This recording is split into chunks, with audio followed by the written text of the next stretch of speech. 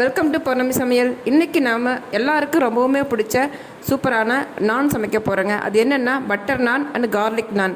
இந்த நான் எப்படி செய்கிறதுன்னு பார்க்குறக்காக வாங்க வீடியோக்குள்ளே போகலாம். இன்றைக்கி நான் நான் பண்ணுறதுக்காக ஒரு 2 கப் உண்டான அளவு மாவு எடுத்திருக்கேன். இப்போ அதுக்கு 2 கப் மாவுக்கு ஈஸ்ட்டு இந்த 1 ஸ்பூன் உண்டான அளவு ஈஸ்ட்டு நம்ம இந்த வெதுவெதுப்பான தண்ணியில் நம்ம போட்டு ஊற வச்சிடலாங்க. இது நல்லா நம்ம கலந்து விட்டுட்டு ஒரு 5 நிமிஷம் நல்லா ஊறட்டுங்க. இப்போ நம்ம மாவு எடுத்து போட்டுடலாங்க.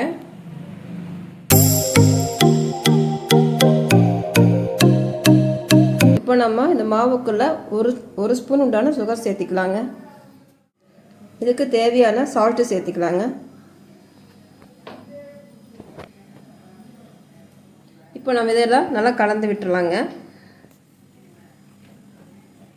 நம்ம இதை கலந்து வச்சுருக்கிற இந்த ஈஸ்ட் இருக்கு இல்லைங்களா, அதை நம்ம இதோட சேர்த்துடலாம். இப்போ நான் இந்த மாவுக்கு ஈஸ்ட்டு சேர்க்குறேன். சப்போஸ் ஈஸ்ட் இல்லை அப்படின்னா நீங்கள் பேக்கிங் சோடா, பேக்கிங் பவுடர் இருக்கு இல்லைங்களா, பேக்கிங் சோடா அப்படின்னா நீங்கள் அரை டீஸ்பூன் சேர்த்துங்க. இதில் பேக்கிங் பவுடராக இருந்தால் 1 ஸ்பூன் உண்டான அளவு சேர்த்திக்கோங்க. சப்போஸ் இது ரெண்டும் இல்லை அப்படிங்கிறவங்க இந்த ப்ரெட் இருக்கு இல்லைங்களா, நம்ம நார்மல் மைதா ப்ரெட்டு சாப்பிடுவோம் இல்லைங்களா, அந்த ப்ரெட்டு ஒரு 6 பீஸ் எடுத்துக்கோங்க. அதில் இந்த சைடில் இருக்கிற இந்த ப்ரௌன் கலர்லாம் இருக்கு இல்லைங்களா, அதையெல்லாம் நீங்கள் கட் பண்ணிடுங்க. கட் பண்ணிவிட்டு அந்த சென்டர் பகுதி இருக்குது பாருங்கள் ஒயிட் கலரில், அதை மட்டும் நீங்கள் லைட்டாக வெதுவெதுப்பான சுடுதண்ணியில் போட்டு ஊற வச்சுருங்க. ஊற வச்சதுக்கப்புறமா அதை இப்போ மாவுக்குள்ளே பிசைகிறோம் பார்த்தீங்களா, அதை இதுக்குள்ளே போட்டு அதை நல்லா பிசைஞ்சிட்டிங்கனாலே உங்களுக்கு போதுமானதாக இருக்கும். ஏன்னா அதுலேயே ஈஸ்ட் இருக்குது உங்களுக்கு. அதனால் இது இந்த ஆப்ஷன் கிராமத்தில் இருக்கிறவங்களுக்குலாம் இது கிடைக்காத சமயத்தில் இது மாதிரி செய்யலாம் அப்படிங்கிறதுக்காக நான் சொல்கிறேங்க. இப்போ நம்ம கலந்து விட்டதுக்கப்புறமா நம்ம நார்மல் வாட்டர் இந்த 1 கப்பு நான் எடுத்து வச்சுருக்கேன். இதிலிருந்து நம்ம கொஞ்சம் கொஞ்சமாக தெளித்து நம்ம சப்பாத்தி மாவு பிசைகிற மாதிரி பிசைஞ்சுக்கலாங்க. இறுக்கமாக தான் பிசையணுங்க, லூஸாக பிசையக்கூடாது.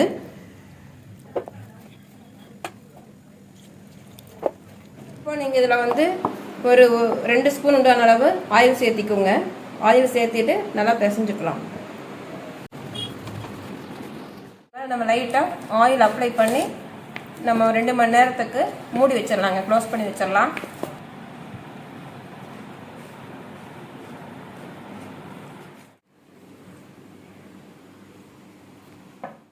இப்போ பாருங்கள் 2 மணி நேரம் ஆனதுக்கு அப்புறமா மாவு நல்லா நம்மளுக்கு உப்பி வந்திருக்கு பாருங்கள். இப்போ நான் அமுத்தி காட்டுறேன் உங்களுக்கு. ரொம்ப சாஃப்டாக இருக்கும் பாருங்கள், பார்த்தீங்களா எவ்வளோ சாஃப்டாக இருக்கு. இப்போ நம்ம இதை உருண்டையாக உருட்டி எடுத்துக்கலாங்க. பாருங்க, இதே நம்ம ஒரு டைம் கொஞ்சம் நல்லா பிசைஞ்சு விட்டுருவாங்க. எவ்வளோ சாஃப்டாக இருக்குது பாருங்கள் மாவு. நான் சொன்னேன் இல்லைங்களா கொஞ்சம் இறுக்கமாக பிசையணும்னு. இப்போ நம்ம இந்த உருண்டைகள்லாம் இப்படி பிடிச்சி வச்சுக்கணும் பாருங்கள். இது மாதிரி பிடிச்சி வச்சதுக்கப்புறமா நம்ம லைட்டாக ஆயில் தடவிட்டு நம்ம இதை அமுத்தி விட்டுடலாம். நம்ம நான் நீல வாக்கில் தான் உருட்டணுங்க.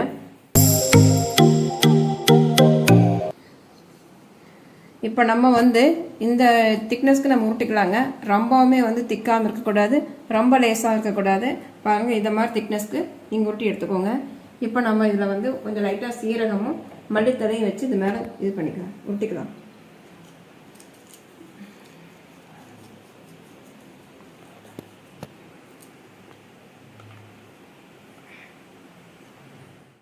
பாருங்கள், இது மாதிரி சீரகமும் மல்லித்தலையும் மேலே போட்டுட்டு இதை நல்லா நம்ம ஃப்ரெஷ் பண்ணி விட்டுருலாங்க. அது அப்படியே நம்ம மாவில் அப்படியே அமுந்துடும். இது கார்லிக் நானுங்க, அதுக்கு உருட்டிடலாம்.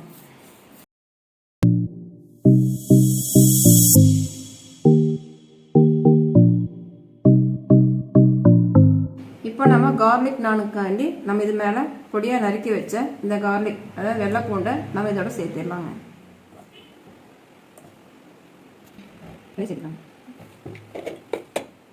இப்போ இதோட மல்லித்தலையும் நம்ம சேர்த்திக்கலாங்க. இந்த கார்லிக் போட்டு நம்ம நான் செய்கிறோம் இல்லைங்களா, அது இந்த மாதிரி மெத்தடில் நீங்கள் உருட்டிக்கோங்க. இப்போ நான் நம்ம பாருங்கள் இந்த மாதிரி தவா வச்சுருக்கேன். இதில் எப்படி நம்ம செய்கிறது அப்படிங்கிறத நான் சொல்கிறேன். ஃபஸ்ட்டு இது நம்ம பாருங்கள் கொஞ்சம் ஹீட் பண்ணிட்டோம் பாருங்கள். இந்த மாதிரி ஹீட் ஆனதுக்கப்புறமா நம்ம ஏற்கனவே உருட்டி வச்சுருக்க இந்த நான் இருக்கு இல்லைங்களா, அதை எடுத்துட்டு இதனோட பேக் சைடு இருக்கு இல்லைங்களா, பேக் சைடு வந்து நம்ம தண்ணியை நீங்கள் அப்ளை பண்ணிக்கோங்க. அப்போ தான் வந்து நம்ம தவாவில் போடும்போது அப்படியே ஒட்டிக்கும் உங்களுக்கு. இப்போ நம்ம தவாவில் இதை போட்டுடலாங்க. அவ்வளோதாங்க. நம்ம இதை வந்து இப்படி திருப்பி நம்ம இதை காட்டிடலாம். டைரக்ட் ஃப்ளேமில் இப்படி காமிச்சிடலாங்க.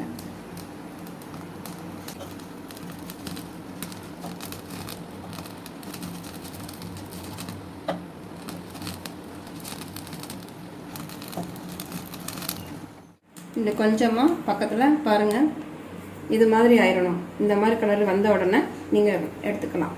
நல்லா வெந்துருச்சுன்னு நல்லா பாருங்கள், நல்லா ஃப்ளஃபியாக வந்திருக்கு பார்த்தீங்களா. இது நல்லா வெந்துருச்சு. இது பேக் சைடும் பார்த்துடலாங்க. பாருங்கள், இதோட பேக் சைடும் நல்லா நமக்கு வெந்துருச்சு. அவ்வளவுதாங்க, நமக்கு தேவையான நான் தயாராகிடுச்சு. இதே மாதிரி நம்ம கார்லிக் நானையும் போட்டு எடுத்துடலாம். இப்போ அடுத்து கார்லிக் நானும் இதே மாதிரி நம்ம போட்டு எடுக்க போகிறோம். ஃபஸ்ட்டு அதோட பேக் சைடு நம்ம தண்ணியில் நம்ம வந்து அப்ளை பண்ணிடலாங்க.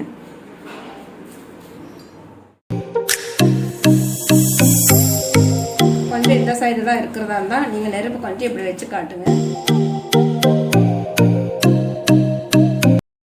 இப்போ நம்ம இதுக்கு மேலே பட்டர் அப்ளை பண்ணிக்கலாங்க. சீரகமெல்லாம் போடுறது வந்து உங்களோட ஆப்ஷன் தாங்க. தேவைப்பட்டதுன்னா போட்டுக்கலாங்க. இப்போ நான் வந்து இந்த நானுக்கு உண்டான அந்த தவாவில் செஞ்சேங்க. நீங்கள் வந்து தோசைக்கல் வீட்டில் இருந்துச்சுன்னா அந்த தோசைக்கல்லை கூட போட்டுட்டு அப்புறம் பேக் சைடை வந்து நீங்கள் தோசைக்கல்லையே அப்படியே திருப்பி நீங்கள் ஃப்ளேமில் காட்டுங்க. இதே மாதிரி உங்களுக்கு கிடைக்கும். அவ்வளோதாங்க. இப்போ இது மாதிரி மெத்தடில் நீங்கள் வீட்டில் நான் செஞ்சு பாருங்கள். உங்களோட கமெண்ட்ஸ் எங்களுக்கு கண்டிப்பாக அனுப்புங்க. அப்படியே எங்களுடைய சேனலுக்கு சப்ஸ்கிரைப் பண்ணிவிடுங்க. அப்புறம் உங்களோட மற்ற ரெசிபிஸ் எல்லாம் நம்ம போட்டிருக்கோம், அதையெல்லாம் தவறாமல் பாருங்கள். Okay, thank you.